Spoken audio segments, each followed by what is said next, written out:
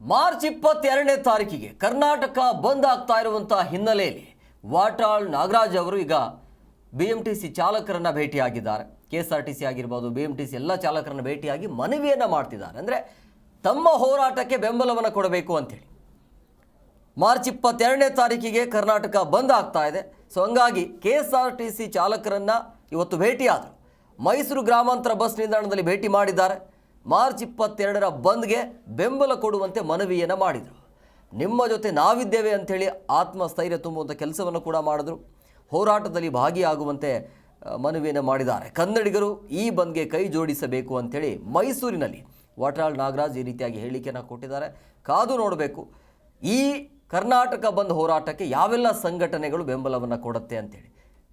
ಈ ಹೋರಾಟ ಬಂದ್ ಹೋರಾಟ ಇದೆಯಲ್ಲ, ಸಕ್ಸಸ್ ಆಗತ್ತಾ ಇಲ್ಲ ಅಂಥೇಳಿ. ಇದು ತುಂಬಾ ಡಿಲೇ ಆಯಿತು ಅಂತ ಅನಿಸುತ್ತೆ. 22ನೇ ತಾರೀಕು ಅಂತಂದರೆ ಇನ್ನೂ ಮೂರ್ನಾಲ್ಕು ದಿನ ಟೈಮ್.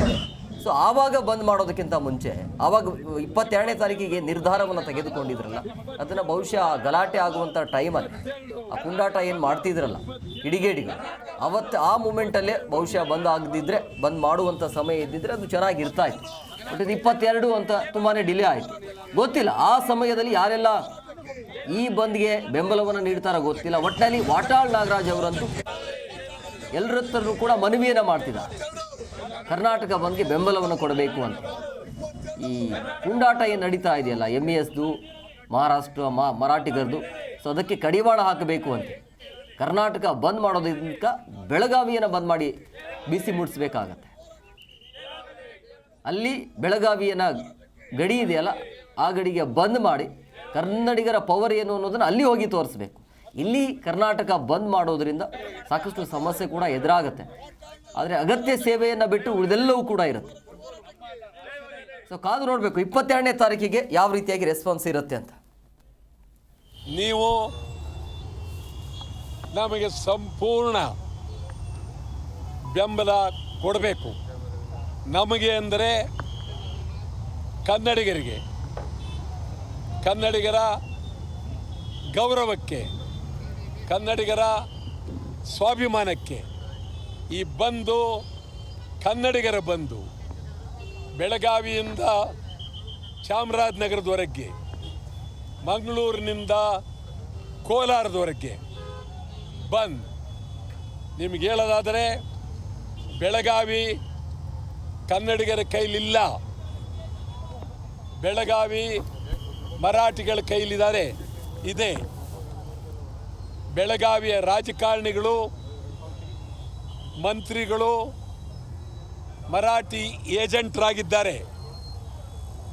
ಕನ್ನಡ ಪರ ಸಂಘಟನೆಗಳು ಬೆಳಗಾವಿಯಲ್ಲಿ ಕನ್ನಡದ ಬಗ್ಗೆ ನಿರಂತರವಾಗಿ ಹೋರಾಟ ಮಾಡ್ತಾ ಇದ್ದಾರೆ. ಜಿ ಕನ್ನಡ ನ್ಯೂಸ್ ಈಗ ನಿಮ್ಮ ಮನೆಯಲ್ಲೇ ನೋಡಿ. ಎಲ್ಲ ಕೇಬಲ್ಗಳಲ್ಲಿ ಈಗ ಲಭ್ಯ.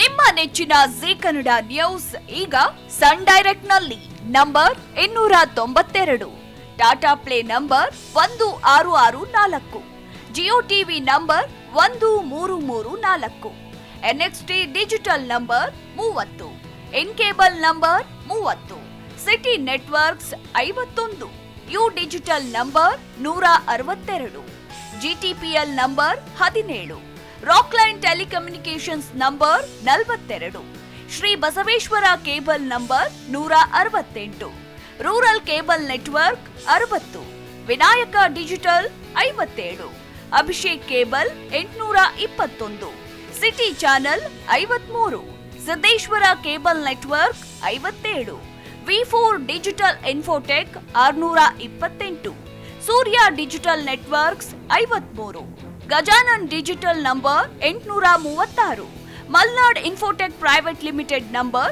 56, Metrocast number 830, victory digital number 167ರಲ್ಲಿ ನೋಡಿ ಆನಂದಿಸಿ.